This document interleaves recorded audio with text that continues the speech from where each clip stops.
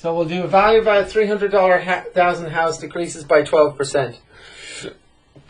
So there's two ways. There's get 12% off that and then subtract. But I want you guys to multiply it by one number and get the answer right off the bat. That's my trick. It's the one. So what I want you all to do is do this. 1 minus 12%. You know, to write that as a decimal. So take your time, write that as a decimal, and then just 300,000 times something to get the answer right off the bat. That's what I'm looking for here.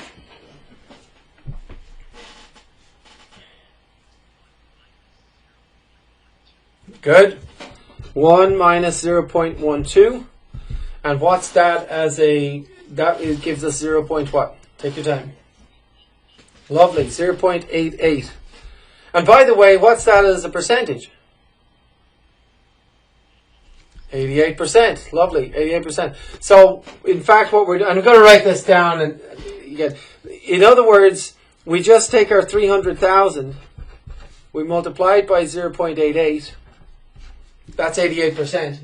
And that will just give us our answer directly, won't it? Right? So, yeah, so plug that in, see what we get.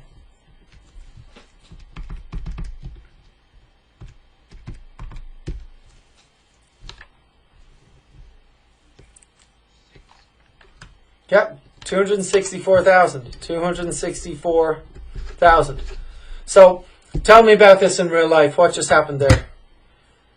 What happened to the house? Last year it was worth what? Right, last year the value was...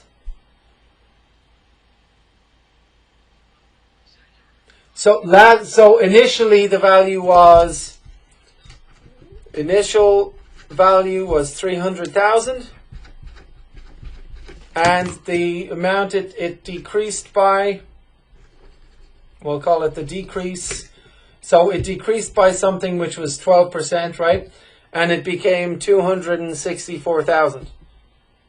In fact, we didn't figure that out because look, 300,000 minus 264,000 is 36,000. So it actually decreased by 36,000. We never figured that out because the long way of that is, and we should understand both ways, but we could have done this. We could have done 12% of 300,000, you know, is 0.12 times 300,000, which is 36,000, right?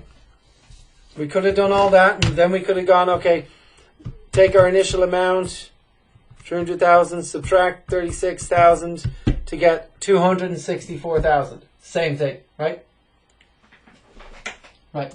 So that would have been the kind of the long way of doing it, right? Right. Okay, but we need to know both ways. So there we go. Good.